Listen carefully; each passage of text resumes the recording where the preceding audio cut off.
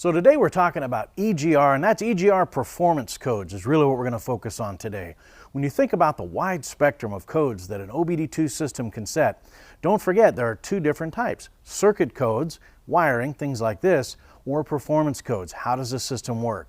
Performance is what we're really talking about. How does the computer know whether or not the EGR is performing properly?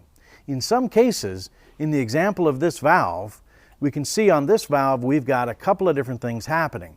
We've got a solenoid. Obviously this is going to be for control, but that performance code is going to have everything to do with the DPFE sensor mounted right on top, our differential pressure feedback.